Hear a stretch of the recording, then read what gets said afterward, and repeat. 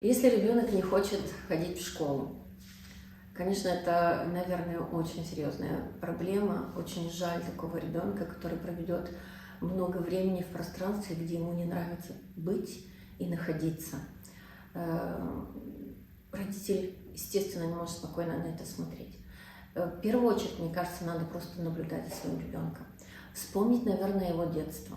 Потому что было время, когда он чем-то занимался сам себя увлекал, и ему это было реально интересно. Значит, это надо вспомнить. Чем он любит заниматься. Любое творчество и любое дело, которое ребенку нравится, и он это делает и повторяет много раз, оно может стать стартовым, стартовой деятельностью, которая поможет вытащить все остальное. Когда ему начинаешь говорить: ну тебе же вот это нравилось, вот ты же вот это делал, а давай вот это сделаем сегодня вместе, а давай вот это. И смотри, как у тебя получается. Значит, и другое у тебя может получиться. А может, там мы попробуем, вдруг у нас тоже получится. То есть наша школа должна стать более эмоциональной.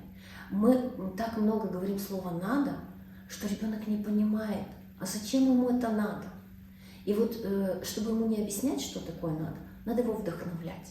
Это, наверное, второе важное событие, которое должен совершать родитель. Первое – это наблюдать за своим ребенком. Второе – это его вдохновлять. Каким образом? Вдохновлять своим собственным примером, восхищаться тем, что ты сам сделал, что у тебя получилось, какое у тебя настроение от того, что ты это сделал.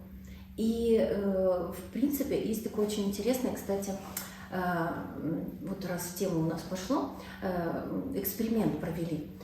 Завели родителей с ребенком в комнату, где очень много игрушек, и сказали: подождите. Один родитель ждал до тех пор, пока вот кто-то не зашел и не сказал. При этом еще и продолжал ребенка держать: не трогай. Ребенок рвался там что-то делать, но родитель: нет, сидим, ждем. Второй родитель, понимает, что сколько можно уже ждать, уже хочется что-то, чтобы происходило, а ребенок рвется. Родитель отпускает ребенка и говорит: иди. Уже потом объясняться будет, почему она это позволила.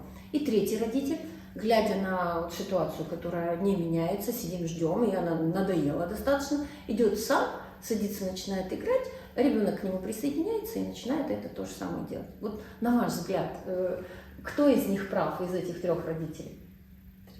Третий. Потому что если мы хотим, чтобы ребенок что-то делал с радостью, с вдохновением, значит, и мы должны это делать. Мы своим собственным примером очень многому их учим. Начиная от простого убирать за собой посуду, складывать вещи, вовремя выходить на работу и так далее, и заканчивая тем, как мы относимся к своей собственной работе, как мы относимся к своим собственным делам. Вот, вы пришли с работы, вы рассказываете мужу: сегодня такое было, я была так удивлена. Разве ребенок не увидит эту эмоцию? Он захочет это же испытать. Он захочет быть таким же счастливым после школы. А если он не счастливый, можно сесть и подумать, и хотя бы его спросить: солнце мое, я вижу, какой ты вот грустный после школы. Вот, а какую ты школу хочешь? А что ты хочешь видеть в школе? То есть иногда ребенок может вам рассказать образ этой школы, какой он хочет его видеть. И надо ему помочь сделать такую школу. Надо ему помочь.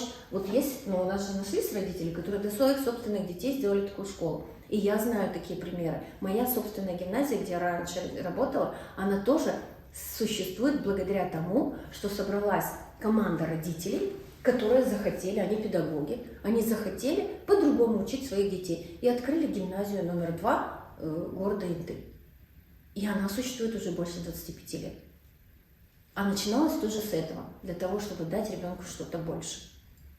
Когда ребенок, вот мы уже 3 совета дали, да? 4-й совет. Когда ребенок начинает уже что-то делать, и у него уже получается, обязательно надо заметить это, вот этот маленький шаг, и показать ему: смотри, круто, у тебя уже что-то получилось.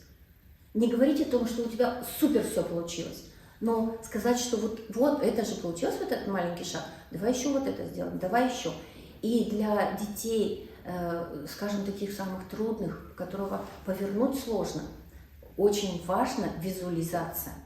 Это может быть какая-то стена, где вы вешаете какие-то грамоты, какие-то его успехи.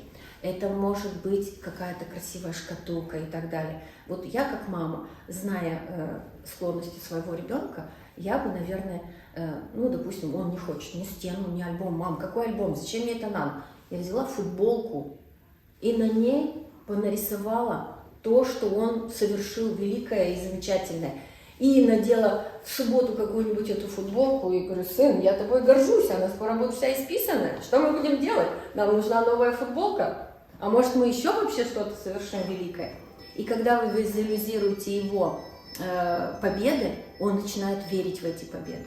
И все происходит как по мановению волшебной палочки. На самом деле волшебная палочка находится внутри нас. Когда мы вдохновлены, когда мы что-то делаем с большим азартом и с большой радостью, наверное, все пространство начинает нам помогать. Это, наверное, самые первые шаги. А дальше все больше и лучше.